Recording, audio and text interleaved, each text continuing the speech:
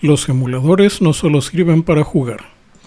Mis podcasts no siempre van a la par con lo que sucede en el mundo real.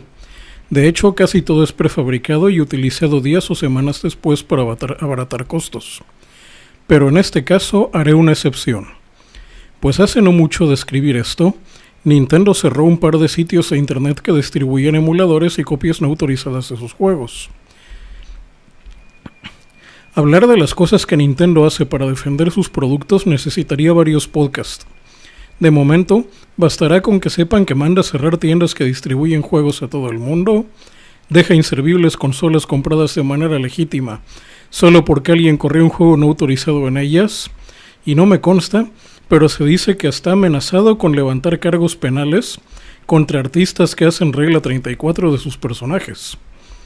La más reciente es que ha amenazado a youtubers que muestran videos sobre cómo modificar la Nintendo Switch con acusarlos de promoción de la piratería.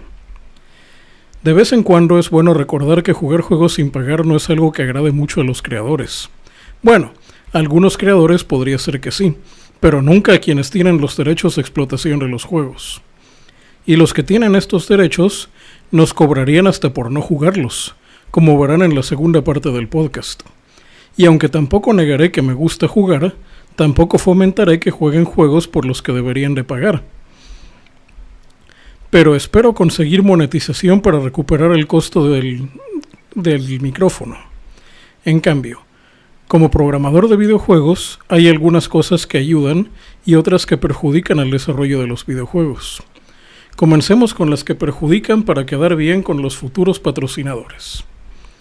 La primera cosa que me fastidia del asunto de la emulación de videojuegos es que de todas las posibilidades que ofrece, la gente siempre se va por la peor: jugar juegos comerciales sin pagar.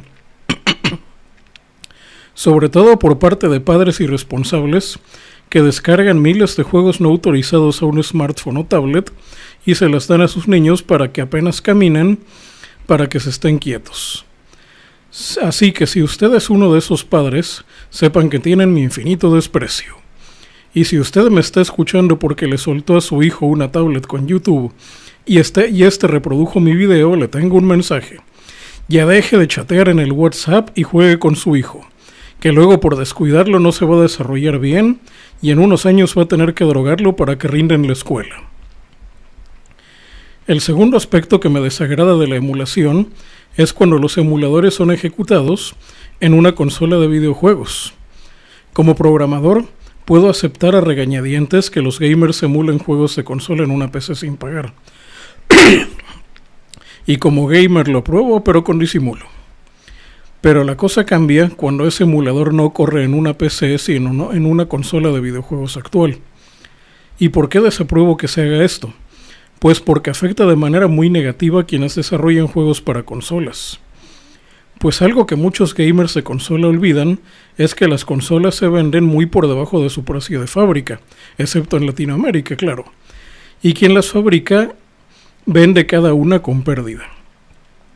El negocio está en vender videojuegos. Si bien el costo de producir un juego es considerable, al producirlo en masa y venderlo se compensa con creces la pérdida por la venta de las consolas. Entonces, si alguien compra una consola pero no compra juegos, le está haciendo perder dinero, primero a la empresa que creó la consola y segundo a los que hacen juegos para esta. Pues como explicaré en la segunda parte de este podcast, para hacer juegos de consola, los desarrolladores deben de cumplir una serie de compromisos absurdamente estrictos y costosos. Y si sus juegos no producen suficientes ganancias, estos permisos se les retiran y adiós juegos nuevos. El tercer perjudicado es el propio jugador. Pues los juegos que emulen la consola nunca van a ser tan buenos a nivel técnico como los diseñados especialmente para ese nuevo hardware. Aunque no creo que eso les importe demasiado dado que no pagan. Otro perjudicado con los emuladores que corren en consolas modernas, aunque no lo parezca, son los desarrolladores independientes. Pues todo el ecosistema de desarrollo se puede alentar incluso en consolas en las que no se necesita permiso para programar, o que el permiso para programar no es tan complicado de conseguir. Por ejemplo, PlayStation tiene un plan en el que permite a desarrolladores independientes programar para las consolas cuando éstas están al borde de la obsolescencia. pero ese es tema para otro podcast. El independiente pierde porque sencillamente no puede competir contra todos los juegos que los emuladores corren. Ni siquiera tiene la oportunidad de demostrar lo que el hardware puede hacer cuando se programa a su máxima capacidad. Iba a incluir en esta parte el patético fracaso de la Ouya, pero eso lo guardaré para un podcast dedicado porque las consolas abiertas, que cualquiera las puede programar, un podcast dedicado a por qué las consolas abiertas que cualquiera programar siempre fracasan. De entre las cosas que me desagradan de los emuladores, la que menos me desagrada, y en casos puntuales hasta le doy mi apoyo, es que se emulen juegos de consolas muy antiguas en PC. Sobre todo si se trata de juegos por los que nadie puede reclamar ya derechos porque las empresas que los hicieron quebraron hace décadas. Jugar estos juegos y distribuirlos con libertad en internet evita que se pierdan para siempre. Pero cuidado. A veces las empresas antes de quebrar rematan los derechos de sus juegos a precio de saldo para pagar parte de sus deudas. Así que todavía alguien los puede demandar si los descubre jugando esos juegos sin autorización. Aunque casi siempre los que compran esos derechos son empresas que solo les interesa la marca o la imagen, y ni siquiera se dedican a producir videojuegos. Ahora pasaré a explicar cómo los emuladores ayudan al desarrollo de videojuegos. Obvio, el jugar juegos comerciales sin autorización no entra en esta parte.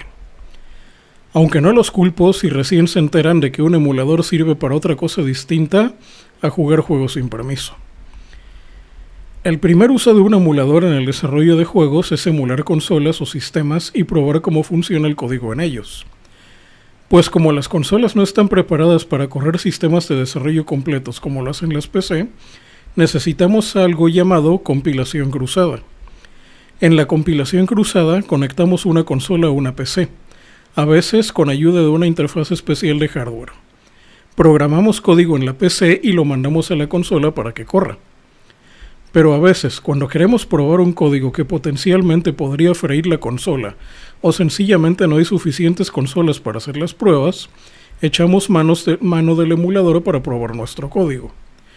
Un proceso muy similar a este se usa en nuestros días para programar smartphones y dispositivos electrónicos muy pequeños. Otra manera como un emulador puede ayudar al desarrollo de videojuegos es usarlo para analizar juegos antiguos cuyos derechos, o sus dueños, ya hayan caducado. Es impresionante todo lo que es posible aprender al analizar juegos antiguos.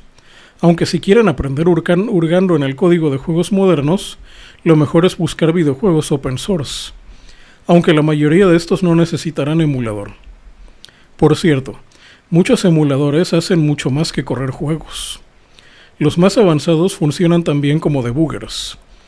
Para los nuevos, un debugger o programa depurador es un software que permite analizar código para corregir fallas y es una herramienta muy valiosa para un programador, sobre todo para los que están empezando. Finalmente, los emuladores benefician a un peculiar subgrupo de programadores de juegos, el homebrew. El término homebrew significa fermentación casera, y se refiere a aquellos que fabricaban licor en casa sin permiso de las autoridades. En programación, el homebrew es programar para un sistema para el que no se tiene permiso, ya sea porque ya venció o porque el dueño de los derechos no los considera peligrosos. Las comunidades homebrew más interesantes son las que mantienen vivas consolas que salieron del mercado hace muchos años. Por ejemplo, en España hay un grupo de entusiastas que programan para consolas de 8 bits tan viejas como la Amstrad, Commodore o MSX. Algunos hasta fabrican versiones físicas compatibles y dispositivos de almacenamiento como cartuchos. En una comunidad cerrada que consume lo mismo que produce en eventos cerrados y fuera de ella, no producen los que los ven más que admiración por lo que hacen. ¿Qué más puedo decir de los emuladores? Que si los van a usar, de preferencia emulen juegos de los que nadie pueda reclamarles los derechos. Busquen los emuladores que estén mejor programados, córranlos en PC y de preferencia usen un joystick o gamepad. Y ya si en verdad les atrae hacer juegos, puedan intentar hacer sus propios juegos para correr en esos emuladores. En internet hay mucha información sobre cómo programar consolas antiguas como la NES. Lo mejor es que como son sus propios juegos y el emulador es independiente, Nintendo no tiene por qué reclamarles que hagan juegos de NES que corran en un emulador. Incluso podrían construir cartuchos físicos compatibles y venderlos en eventos homebrew. A ver, aquí hago una pausa. No voy a ser como ese que anda por ahí queriendo clonar juegos, sobre todo el Metroid, hecho en herramientas modernas que de Metroid nada más tiene el nombre y nada de cómo está programado. Ay, sí, Nintendo, te autorizo que le apliques todo lo que puedas. Fin de la aclaración. Sigamos con la nota. No ganarán mucho dinero, pero en definitiva obtendrán la admiración del reducido grupo de nerds que mantienen las viejas consolas lejos del olvido. Y rescatar hardware y software del olvido es lo más valioso que un emulador puede darle al mundo de los videojuegos. Fin del main.